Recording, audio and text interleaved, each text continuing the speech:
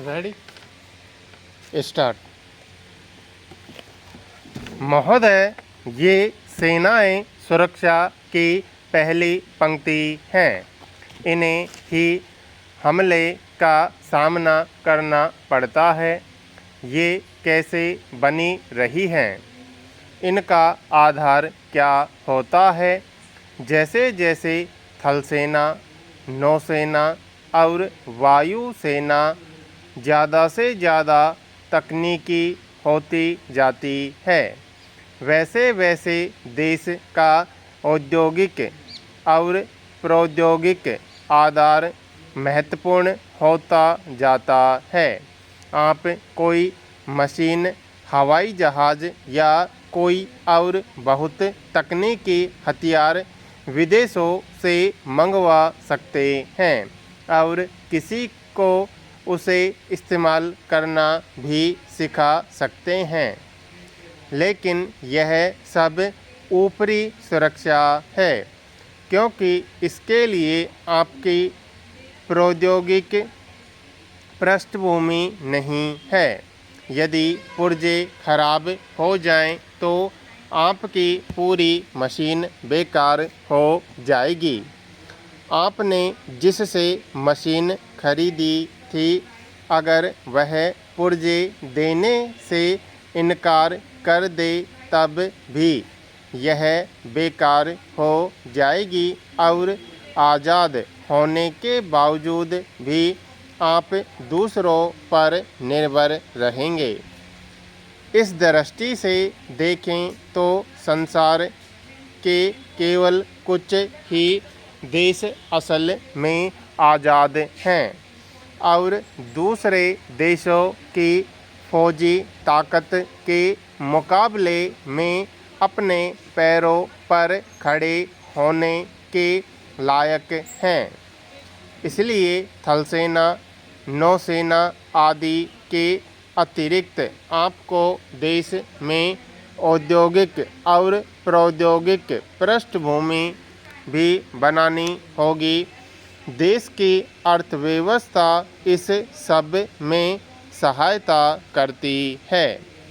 यदि किसी देश की अर्थव्यवस्था मजबूत न हो तो वह देश कमज़ोर पड़ जाता है। मैं सदन को ऐसे देशों के अनेक उदाहरण दे सकता हूँ जिनके पास फ़िलहाल अच्छी फौज है, लेकिन उनकी ताकत असल में ऊपरी है।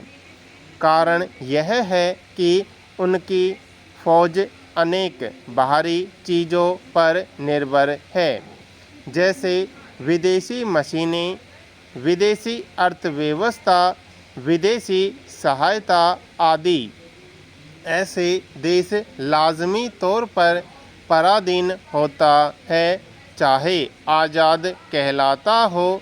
सुरक्षा में सेनाओं के साथ साथ आपकी औद्योगिक और प्रौद्योगिक पृष्ठभूमि देश की अर्थव्यवस्था और लोगों का मनोबल भी शामिल होता है।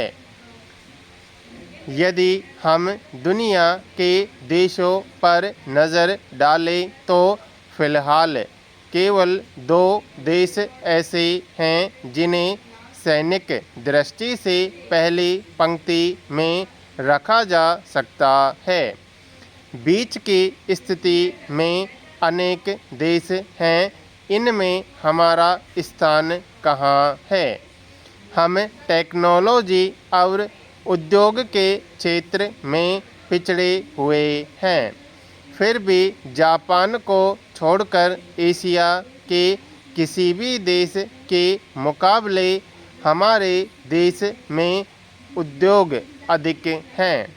मैं सोवियत संघ के क्षेत्र को शामिल नहीं कर रहा हूँ और चीन की तुलना में भी, जो काफ़ी तरक्की कर रहा है। मैं सोचता हूँ कि औद्योगिक दृष्टि से हम कई तरह से आगे हैं। भले ही सैनिक दृष्टि से आगे न हों, उनके पास विशाल फौज है। उनकी तुलना में हमारी फौज छोटी है, लेकिन मैं औद्योगिक विकास के बारे में बात कर रहा हूँ, अन्य मामलों के बारे में नहीं। इस तरह हम तथाकथित अल्प विकसित देश के वासी हैं, चाहे कुछ मामलों में अधिक उन्नत हों। परमाणु ऊर्जा क्षेत्र में हम शायद दुनिया के आधे दर्जन देशों में हैं। मुझे ठीक नहीं पता, इसलिए कहना मुश्किल है।